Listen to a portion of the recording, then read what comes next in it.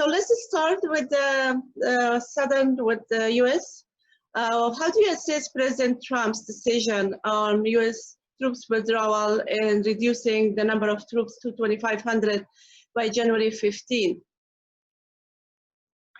But for us, as the EU, it is mainly a NATO decision because most of our EU members are NATO members, and NATO has reconfirmed that they are sticking to the conditions-based withdrawal, and therefore I trust that NATO will take the right decisions.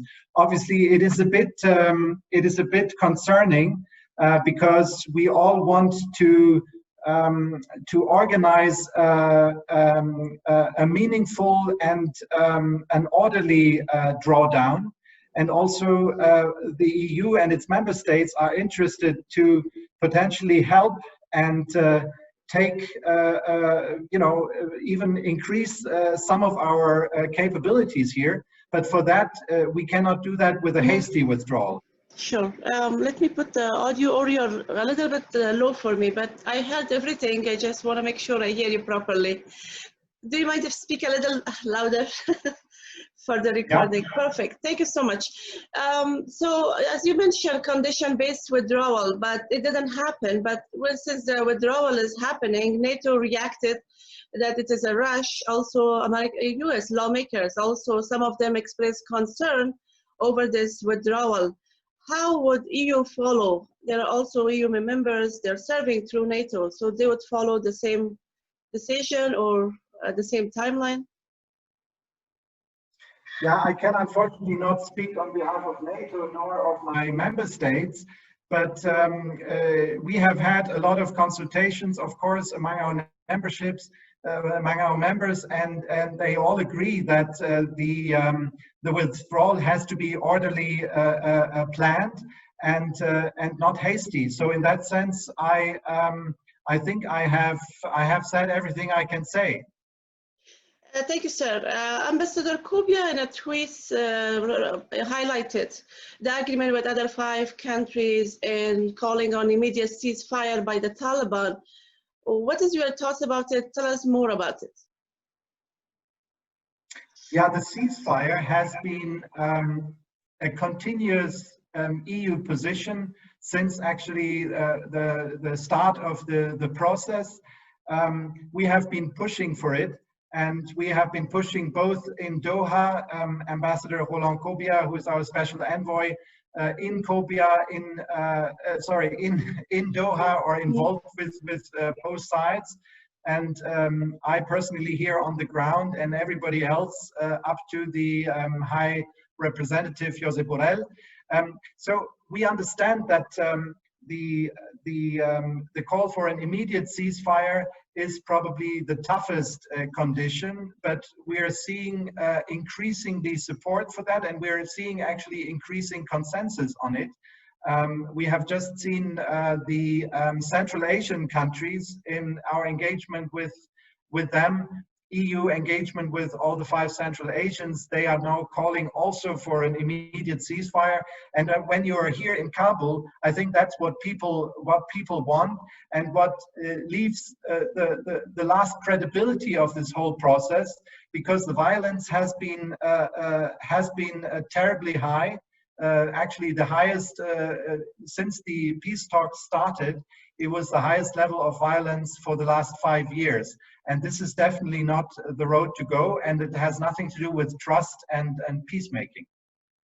What's your thoughts about Imran Khan's upcoming visit scheduled in the coming days in Afghanistan? How would it help with the peace negotiations? I hope it will. And I think any contact between Afghanistan and Pakistan is to be welcomed.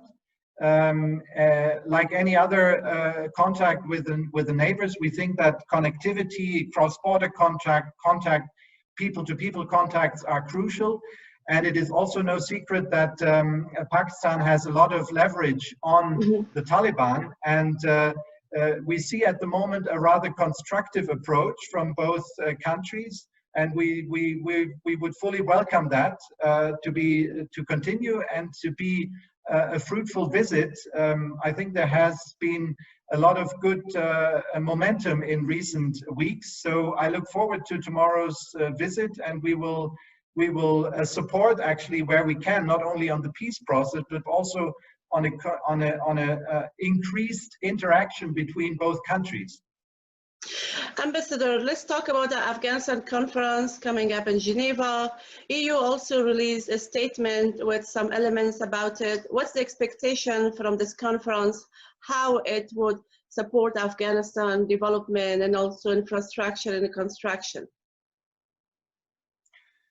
The conference in Geneva, which will mainly be virtual, and therefore I prefer to call it the Afghanistan 2020 conference, will send a strong signal of support.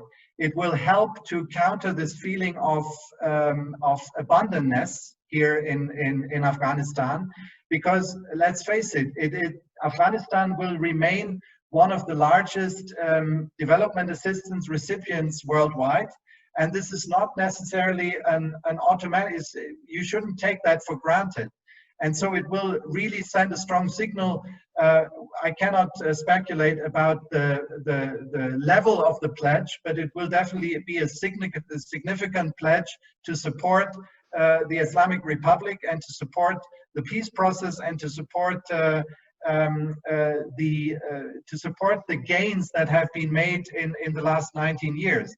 And the conference comes at a critical moment, not only because of the peace talks, but also in the midst of a pandemic, which affects both the country here, Afghanistan, but also our donor countries. And therefore, under budget constraints, it is even more significant how much the donors will pledge, and that we are all coming together as 70 countries, actually. Now, on this principle, on the key principles that you mentioned, this is also a very important initiative started by the European Union and now endorsed by all donors, which amount up to 80% of the international assistance to Afghanistan. And we make basically our assistance, our future assistance, conditional upon the preservation of the famous gains that are human rights, rights for women especially, accountability of governance, anti-corruption, and also there we're calling for an immediate ceasefire. So the government of Afghanistan, but also the Taliban, if they are ever part of an shared government, will have to stick to those principles if they wish to continue being supported by the donors. Yeah. Ambassador, beyond the regional country neighboring like Pakistan, Iran, also EU is involved in like talks with the Taliban. Tell us more, like what do you see Taliban's stance in these negotiations? Are they pro-peace? Are they showing at least evidence of ending the war in Afghanistan? I am personally not involved in the Doha negotiations. This is my colleague, Special Envoy Roland Kobiat, but we have definitely put our feelers out also here in Afghanistan, whether it's the humanitarian work or the development work. And it's also no news anymore that everybody basically now in Afghanistan has contacts to the other side. What I can say is that the current situation and the level of violence is definitely not an indication for a serious wish for peace. Nevertheless, we're receiving the first reports that there may be at least some initial understanding now, some initial agreement tonight on the so-called conduct of the code of conduct, the rules of procedure for the talks, and that is at least a promising sign. I know that the Taliban may want to continue this violence as a leverage for their talks. but I think they're ill. This will not increase anything.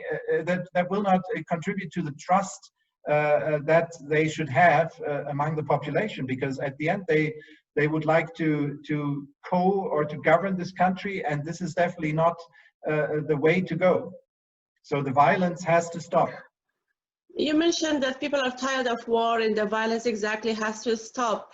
What is your definition of peace in Afghanistan if the peace goes through, the negotiations come to a good conclusion?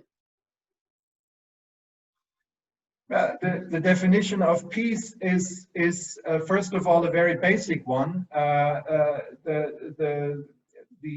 reduction or a cessation of violence, and further on, I think this country has a lot of internal rifts and conflicts, whether it's urban, rural, whether it's among provinces, among regions, and among people of different ethnicities. So there are tensions, and so the ideal peace would tackle all these dimensions, and that will not be easy. However, I think the first and basic requirement is the cessation of hostilities. Just last question. I had also, there were talks about Bonn conference. How likely it is going to happen? What's the plans for that? The key thing will be to continue the talks, because there have been almost a decade of attempts to bring the two sides together. So that is a value in itself. And where these talks are going to continue is up for the sides to decide. We don't have a strong position on that. If it turns out that a continuation of such talks were to happen in one of the EU member states, that is very much welcomed. But we don't take a strong stance on where the talks are continuing. The most important thing that they are resuming, that they are continuing. Great, thank you so much. I appreciate it. That's fantastic to talk to you. I think we covered everything.